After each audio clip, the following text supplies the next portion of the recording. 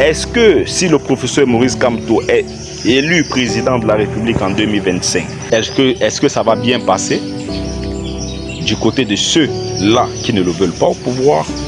Si le président Paul Biya est maintenu au pouvoir, est-ce que ça va bien se passer du côté de ceux-là qui ne veulent plus du président Paul Biya au pouvoir? La réponse, le Cameroun nous est cher. Protégeons-le, tous. Nous avons tous le devoir de protéger notre pays, les gars. Wesh la famille, j'espère que vous allez bien et que tout se passe pour le mieux pour vous. Alors, Maurice Kamto à Douala, il est arrivé dans la nuit de samedi, les gars. Et nous avons tous vu ce qui se passe ici du côté de Douala, précisément du côté de Deido. Ce mouvement, cette foule immense, encadrée par la police et la gendarmerie camerounaise. Ben les gars, nous allons faire l'analyse de ces deux partis politiques qui, à mon sens, sont en train de bafouer, n'est-ce pas, l'image de notre pays, à savoir le RDPC et le MRC, qui, bizarrement, à la tête, selon moi, à la tête de ces deux partis, nous avons deux bonnes personnes. Mais seulement, ces deux personnes qui sont mal entourées ou alors qui commettent beaucoup trop d'erreurs. Voilà. Nous allons commencer par le RDPC. Ce parti, vraiment les gars, 43 ans, nous sommes nés, nous avons trouvé ce parti. Et aujourd'hui, force est de constater qu'une grande partie des Camerounais aujourd'hui ne veulent plus entendre parler du RDPC. Pourquoi? Parce qu'à la fois, nous avons au Cameroun des problèmes d'eau, nous avons à la fois des problèmes d'électricité, nous avons à la fois des problèmes de route. J'ai voyagé il y a de cela, voilà, 2 semaines. 2 semaines, voilà, j'étais du côté de Yaoundé. Et je vous assure que les gars, l'axe Yaoundé-Douala, c'est une catastrophe, les gars. C'est une catastrophe. Cette route, elle est abominable, les gars. Et je te demande comment ça se fait que l'axe qui relie les deux plus grandes métropoles d'un pays soit aussi désastreuse à ce point. Voilà autant de choses qui font en ce que aujourd'hui au Cameroun, nous les Camerounais, nous ne voulons plus entendre parler du RDPC. Ceux qui soutiennent le RDPC, c'est ceux qui trouvent leur compte là-dedans. Pour vous dire, selon ma compréhension des choses, tous ceux qui soutiennent le président Paul Biya aujourd'hui, qui demandent à ce que le président puisse se représenter, c'est ceux-là, à mon sens, qui ont beaucoup trop de choses à cacher, qui ont pillé, qui ont fait beaucoup trop de mal au peuple et donc qui espèrent donc que si le président continue, eh bien ils seront toujours couverts. Donc en fait, le président Paul Biya aujourd'hui, c'est comme l'arbre qui cache la forêt. Vous comprenez un peu? Et donc ceux-là, ils font tout leur possible pour maintenir le président à son poste. Vous comprenez un peu? Donc ceux-là, je vais vous dire, c'est des gens qui n'aiment pas le président de la République. Ils ne l'aiment pas du tout. Parce que si vous aimez quelqu'un, à son âge-là, vous devez être celui-là même qui va l'encourager à prendre sa retraite. Il doit se reposer. Il a beaucoup trop travaillé. Il est fatigué. Il doit se reposer. Hein, les gars? Il doit se reposer. Si on est honnête avec nous-mêmes, nous savons bien que le président a besoin de repos. Il n'est plus en capacité de faire 7 ans à la tête de notre pays avec tous ces problèmes-là. Il n'est plus en capacité. Voilà les gars. Donc, arrêtez, vous qui soutenez le RDPC, arrêtez de venir nous faire croire ici que le RDPC, non, c'est un parti qui peut encore gouverner. Non. On a vu les limites et ça depuis des décennies aujourd'hui. Il y a beaucoup trop de limites. Aujourd'hui au Cameroun, si tu n'es pas l'enfant d'un tel, tu ne peux pas travailler au Cameroun.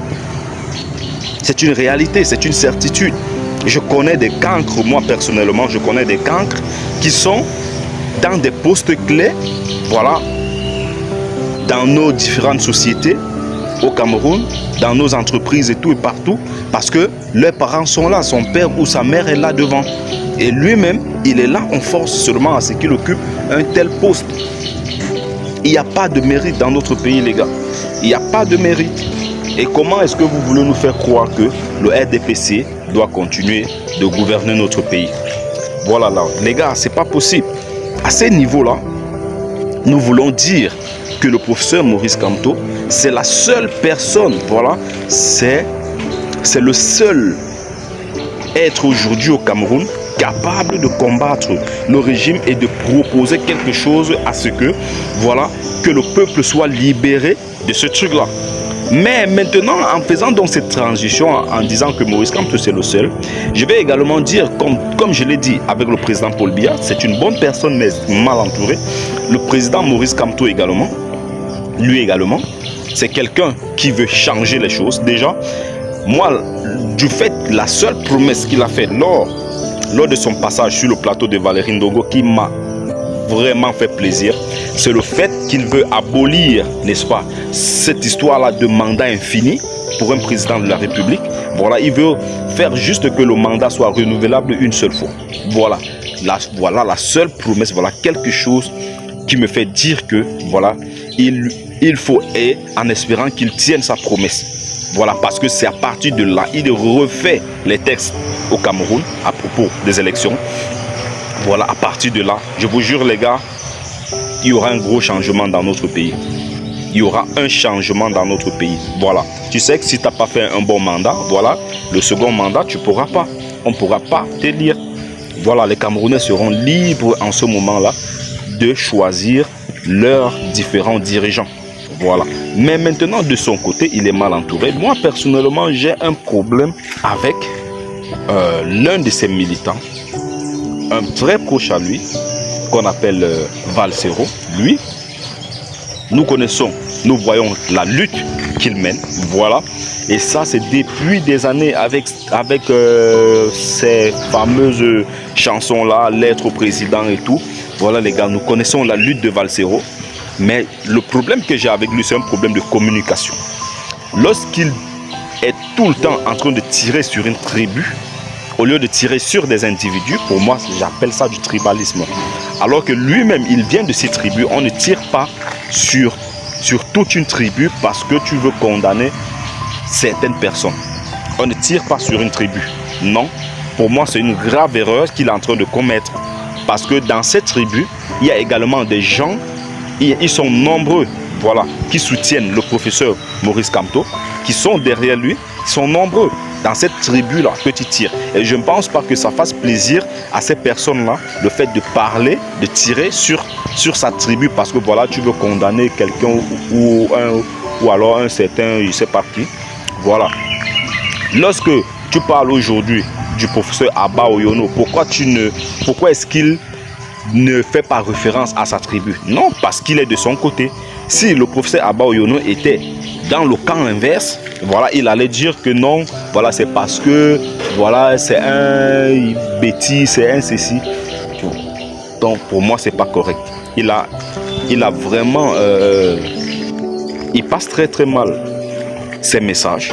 Voilà, il incite beaucoup trop à la haine. Et à l'aube des élections de 2025, nous n'avons pas besoin de ce type de personnes. Donc Maurice Kamto ferait mieux, voilà, de s'entourer, ou alors côté communication, des personnes qui peuvent amener de la paix dans le pays, et non des personnes qui sont là à diviser. Voilà. Et pour moi également, ces méthodes, on ne va pas énumérer toutes les méthodes du professeur Kamto ici. Nous savons très bien qu'il emploie également des mauvaises méthodes. Voilà. Il ne prend pas toujours les meilleures décisions. Voilà.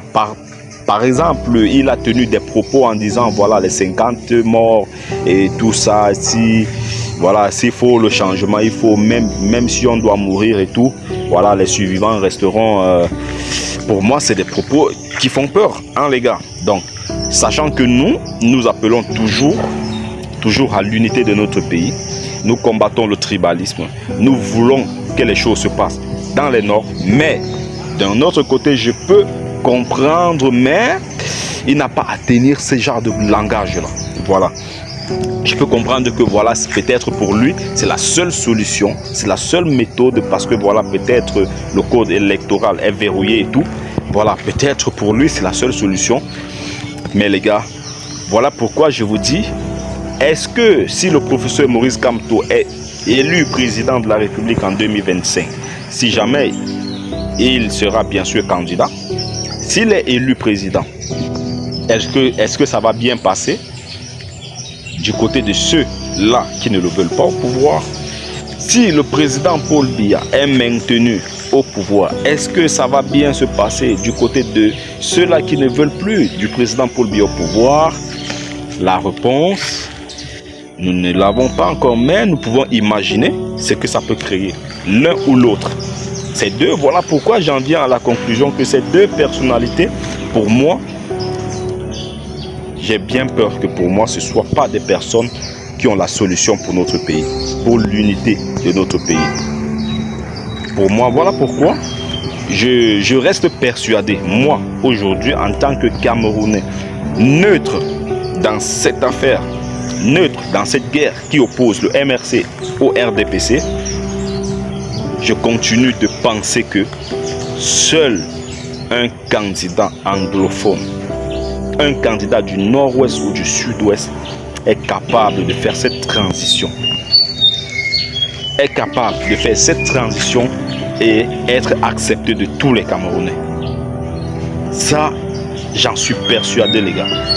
Un candidat anglophone est celui qu'il faut dans ce pays pour mener cette transition et amener le Cameroun vers des lendemains meilleurs.